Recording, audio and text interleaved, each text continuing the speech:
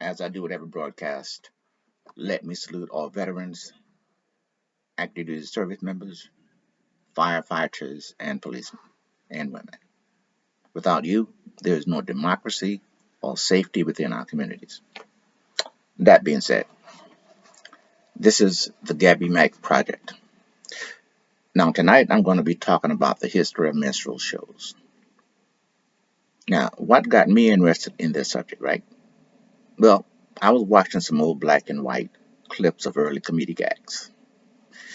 And I have to tell you, the more I watched, the more infuriated I became when I saw how black people were portrayed back in the day. It was absolutely shameful. So, me being me, I did some research to see how this form of entertainment evolved.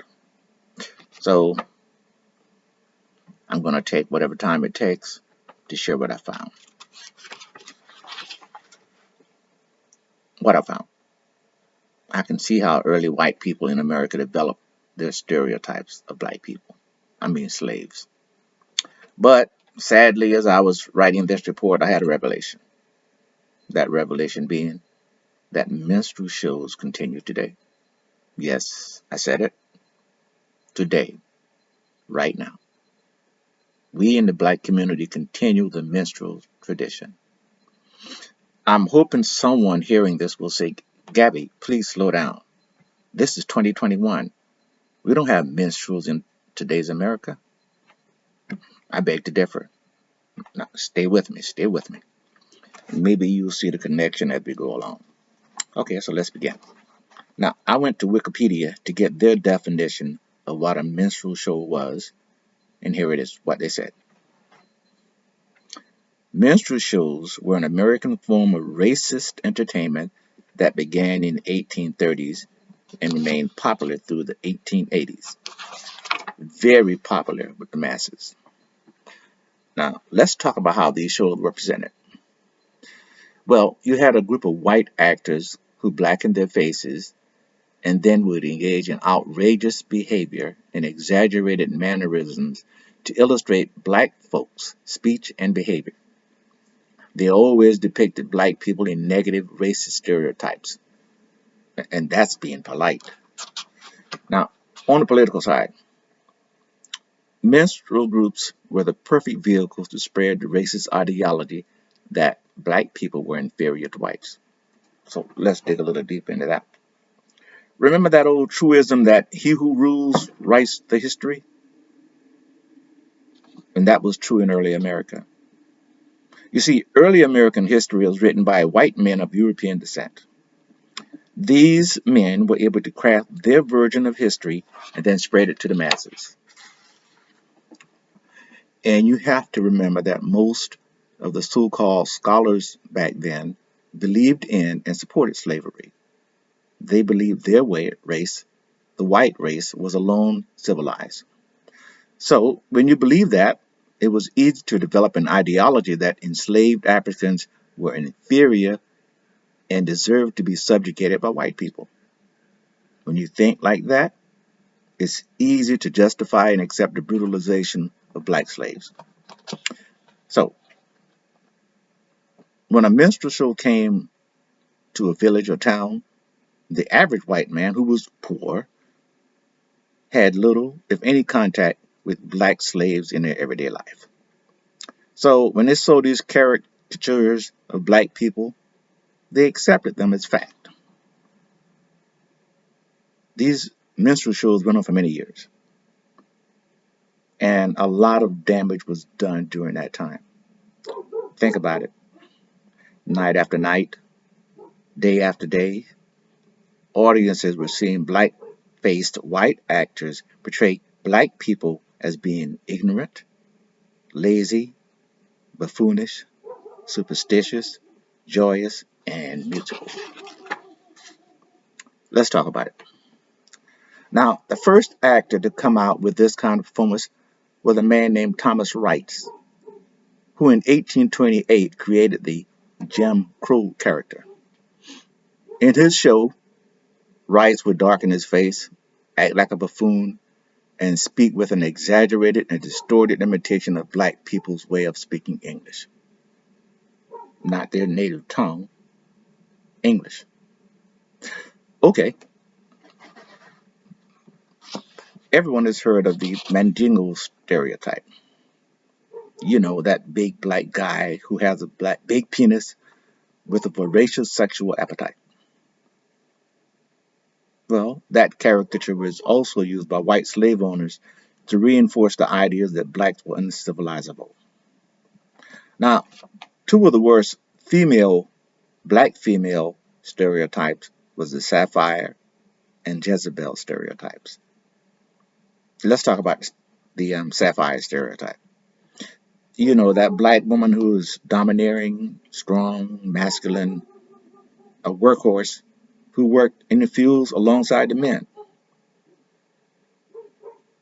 The minstrels portrayed her as an aggressive, overbearing woman that drove away her men and her children. Now I ask you if that sounds the least bit familiar. Now, the other really nasty stereotype of the black femme was a Jezebel.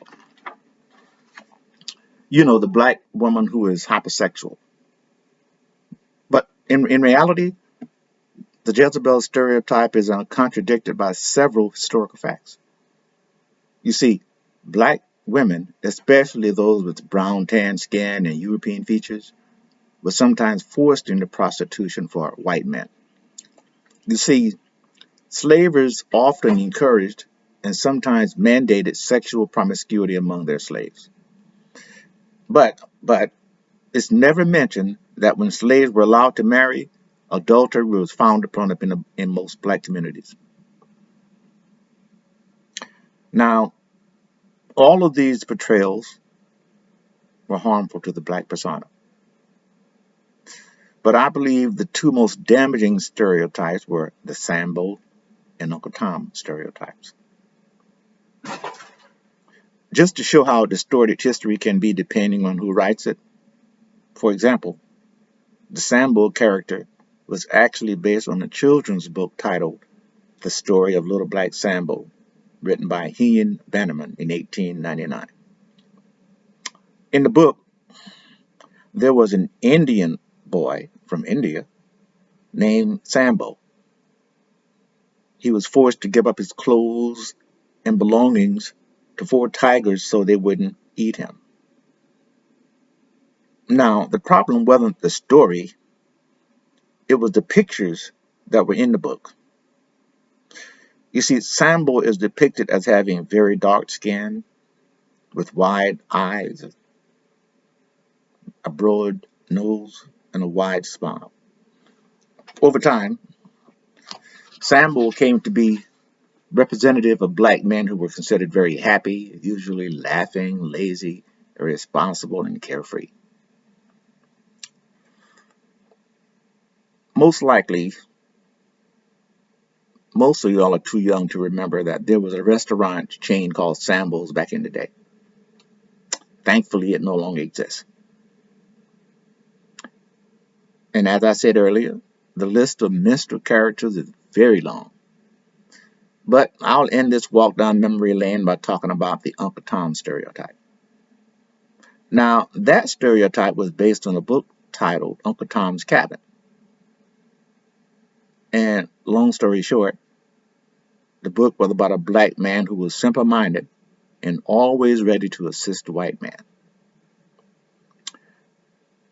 These stereotypes made it easy for some government officials to use these caricatures as evidence that slavery was justified because it was a way to protect blacks from themselves.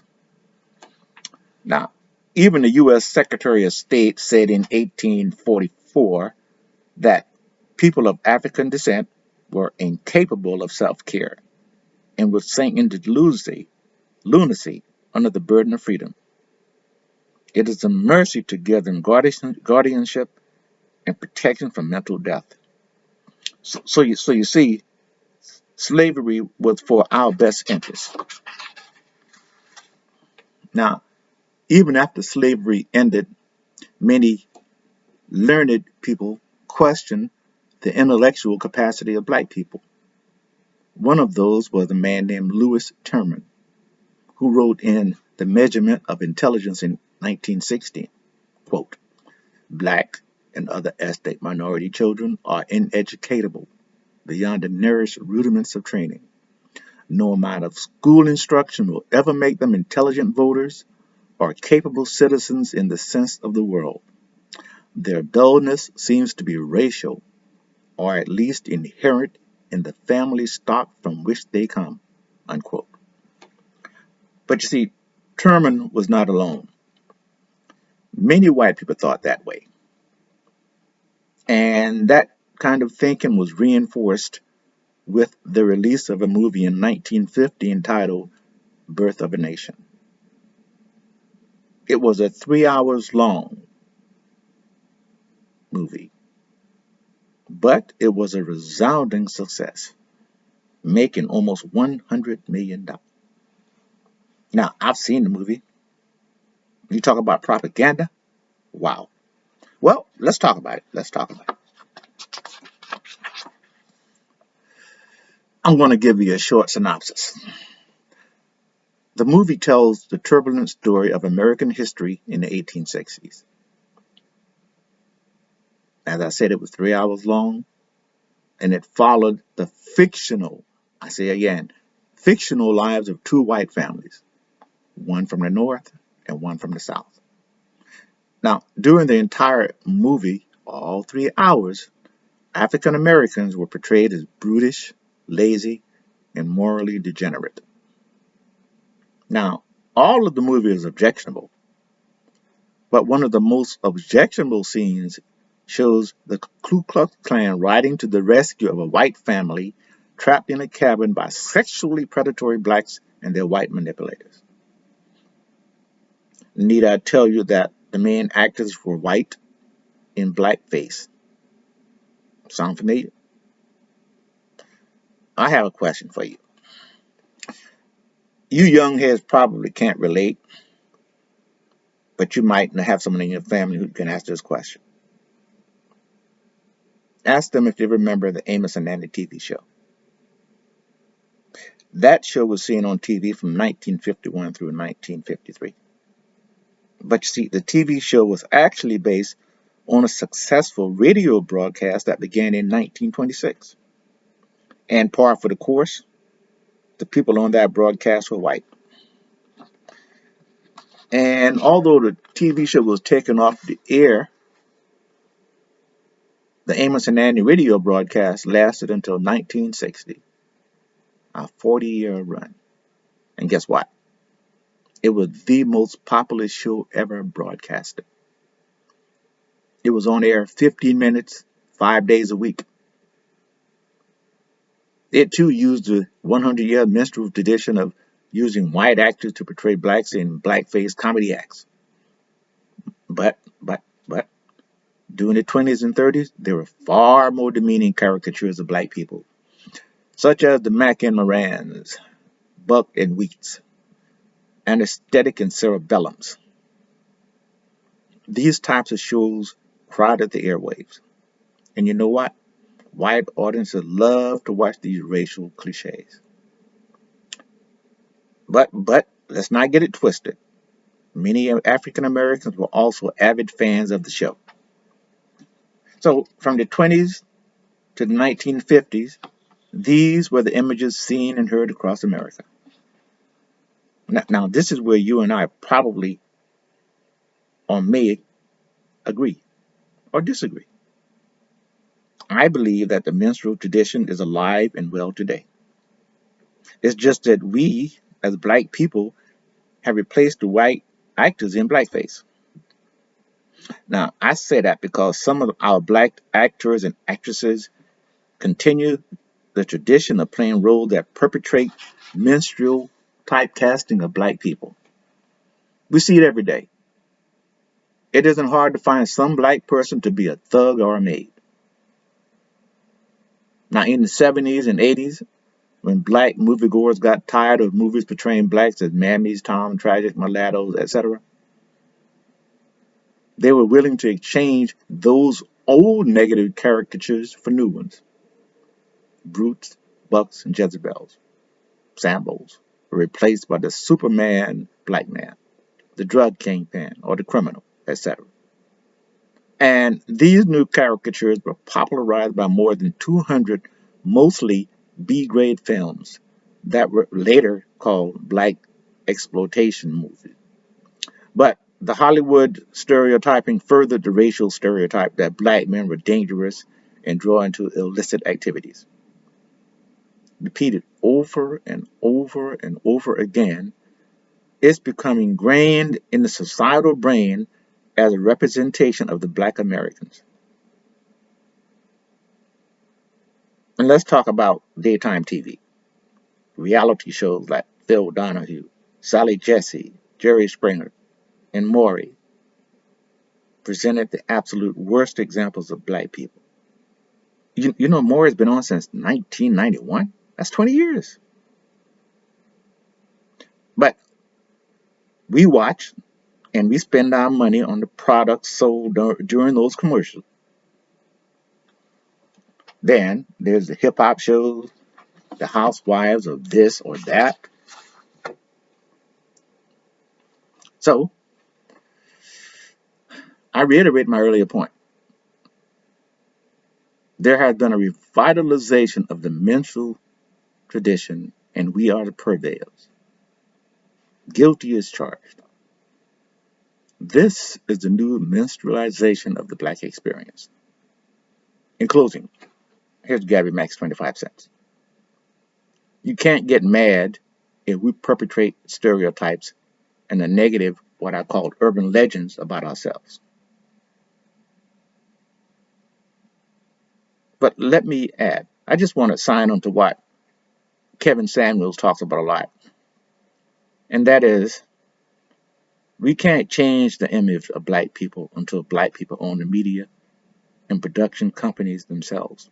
Of course, I'm paraphrasing. My next broadcast is titled, I'm Mad as Hell, and I'm not going to take it anymore. Until next time, please hit the like button and support the channel. I'm Gabby Mack. I am signing off.